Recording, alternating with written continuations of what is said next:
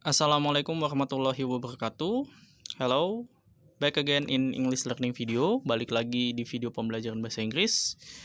Okay, today's material title is passive voice.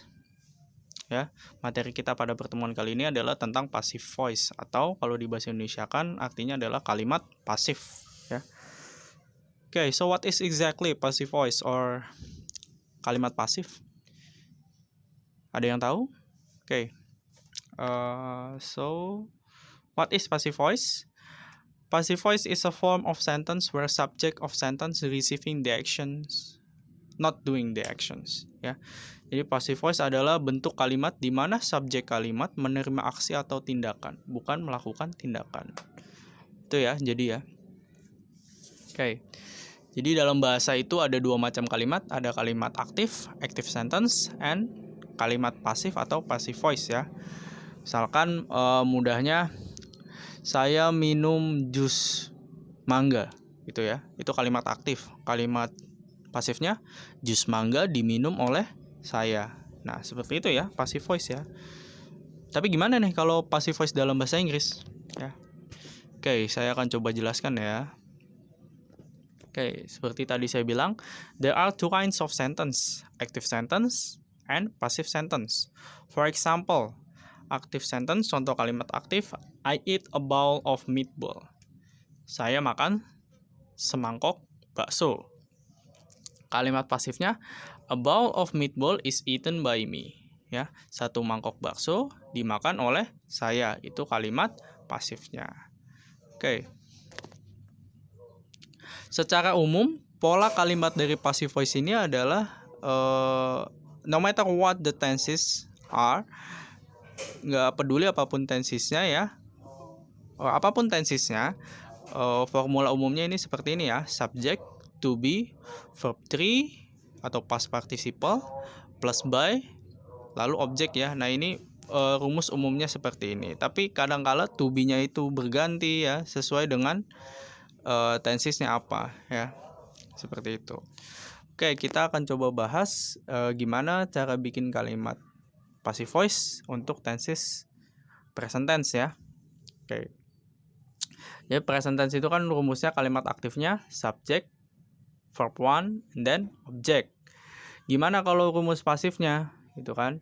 Nah, ini sebenarnya objek mah selalunya di belakang ya untuk rumus pasifnya. Cuman saya bikin permudah aja buat kalian menghafalkan rumusnya, jadi tetap saya tulis objek ya, gitu ya. Jadi sebenarnya ini subjek yang kalimat pasif ini yang pertamanya, gitu kan. Makanya saya dalam kurung itu ada tanda S ya. Lalu yang terakhir itu subjek itu ada tanda O-nya itu alias objek gitu ya. Jadi formulanya kalau yang pasifnya adalah objek plus to be plus verb 3 plus by plus subject ya. Karena ini present tense gitu kan, maka to be-nya adalah is, am, atau are ya, seperti itu. Contoh, for example, I paint my bedroom, itu kalimat aktifnya. Gimana kalimat pasifnya? My bedroom is painted by me ya. Kalimat aktifnya saya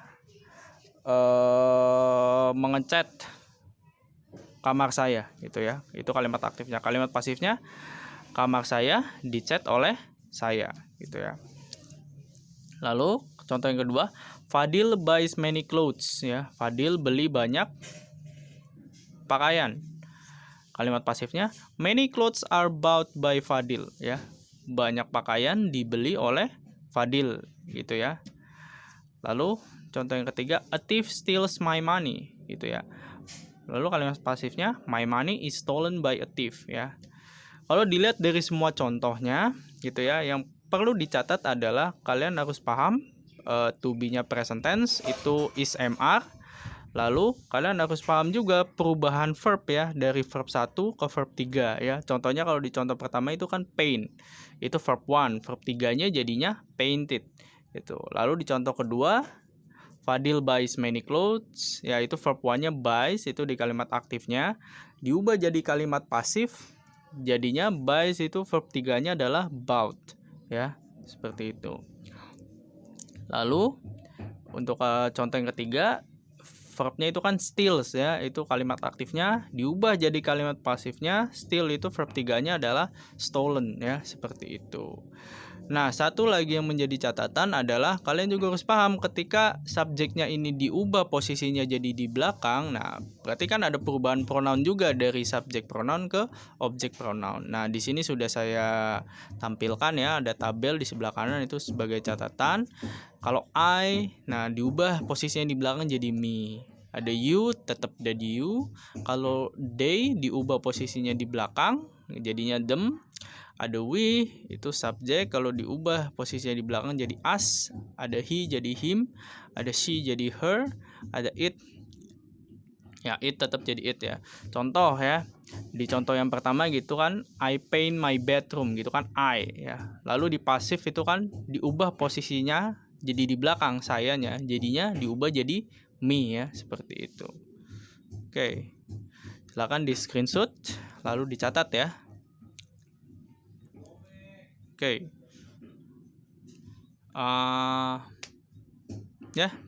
I think that's enough for passive voice present tense ya. Saya mencontohkannya hanya present tense saja. Sebenarnya masih banyak lagi ya yang bisa dijadikan kalimat passive voice tenses lain ya. Oke. Cuman saya mencontohkannya ini adalah sebagai gambaran aja. Ini contoh tensesnya adalah present tense. Alright, that's it for today's English learning video ya. If you have any question, please don't be hesitate to ask. Okay, see you next time.